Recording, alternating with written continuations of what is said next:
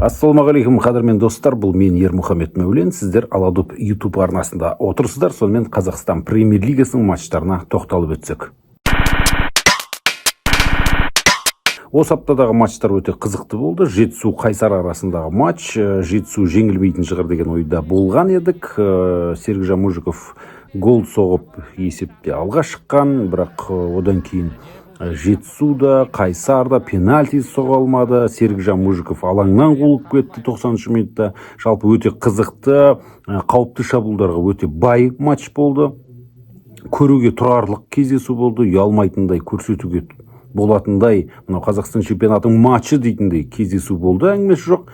Және Қайсар командасы сырт алаңда керемет ойнайтындығын дәлелдеп тағы да бір мәрте жеңіске жетті және маңызды 3 ұпайды алып кетті. Одан кейін Қызылжар мен Астана ойнады. Қызылжар өз алаңында ұпай бермейтін шығар оңайлықпен деген едік, бірақ ондай болмай шықты. Қызылжарда да мүмкіндіктер болды. Астанада мүмкіндіктер аса қатты көп бола қойған жоқ, бірақ бір пенальти және соны пайдаланды. Елхан Астанов гол салды, сөйтіп жеңіске жетті. Астана қазір сонау 9-10 орындарда жүр, бірақ дегенмен де. Десе де 6 ойын ұпай алмаған, енді осылай көтеріле бастады Астана командасы. Біз әрине Астана командасы үшін қуаныштымыз. Өзінің ойынын тауып кішкене көтеріле бастады. Және Еврокубоктың алдында бір серпіліп қалды десек те болатын шығар. Одан кейінгі матчтар Атырау тобыл арасындағы кездесу. Атырау жеңіп жібереме тағы да деп ойлаған едік. Өткен жол кубокта 4-0 қылып екі аяғын бір етікке тығып жіберген тобылдың, бірақ бұл жолы шамасы жетпеді. Керісінше тобылда мүмкіндіктер болды. Ахмет Мессауди деген мықты футболшысы алыстан соққылар жасады, бірақ шамасы жетпеді. Дегенмен 0-0, екеуіне қазір керекті ұпайлар еді. Екеу бір-бірден бөлісіп алды. Екеуінің деңгейі қазір бірдей. 5-6 орындарда келе жатыр. Ұпай айырмашылығы да небәрі 1 ұпай. Атырау қазір басым тұр 1 ұпайға. Одан кейін Ордабасы командасының ойынын айта кетуіміз керек. Олар Қарағандыда Жеңіс командасымен кездесті. Жеңіс командасы бірінші гол соққан. Енді әлбетте қазір Ордабасыда қақпашы жоқ. Соның проблемасы. Зардабын шегіп жатыр десек те болады. Азамат Жомартов қателік жасап отыр. Сол жерде Беланович деген шабуылшы болу керек. Сол гол ұрып кетті. Бірақ енді Ордабасы жылдам есін жинады.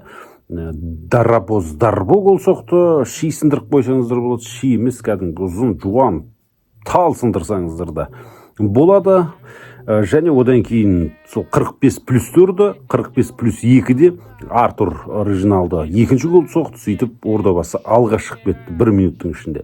Одан кейін екінші таймда Еркебұлан Тұңғышбаев әдеттегі жұмысына кірісті, баспен 1 гол соғып, есепті 3-1 қылып, матчтың нүктесін қойды 80 минуттарға таяу. Ордабасы кезекті 3-ші ұпайын алды, 3 ұпайын, сөйтіп ары қарай жылжиды. Ал жеңіс қазір Премьер Лигадан шығып қалатын командалардың қатарына жайғасып отыр, және тура сол стадион, Қарағандыдағы орталық стадионда ойнағандардың барлығы аутсайдер болып жатыр, білесіздер. Жеңіс те және Шахтерда өте қиын жағдайда.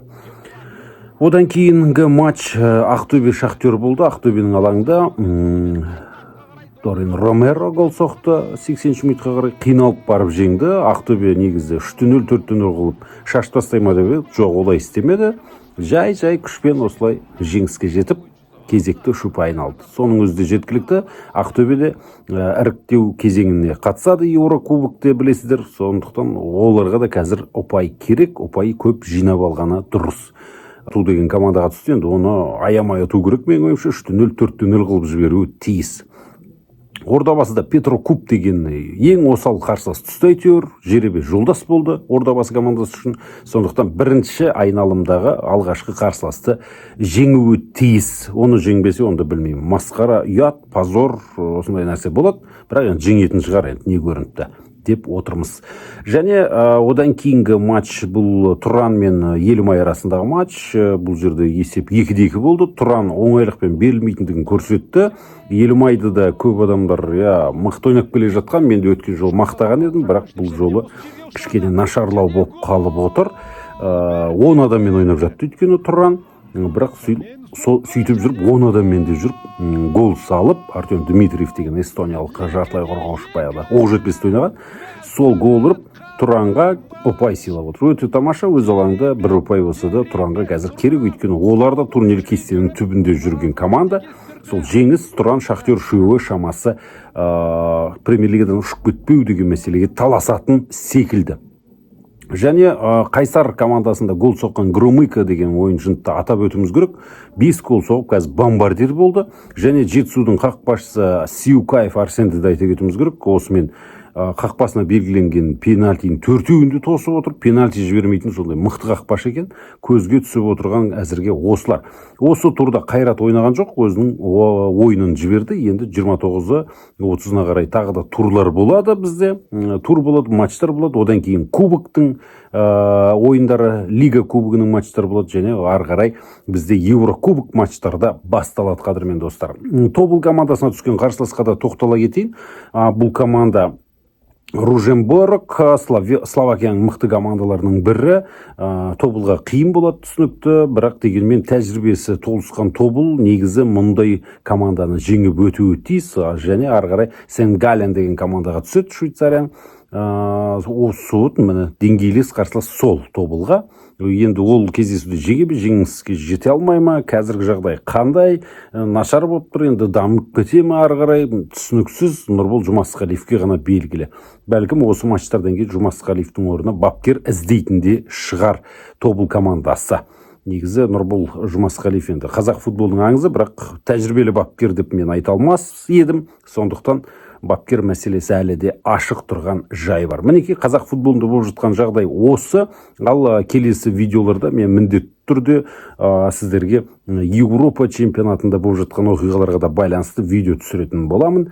Еуропа чемпионаты болып жатқандығында айта кетуіміз керек осы ортада. Ал Еуропа чемпионатының матчтарын біздің фондағы достарымыздың арқасында қызықты қылып көруге болады. Олар қазір 150 миллион теңгеге жоқ ұтыс тігіп отыр.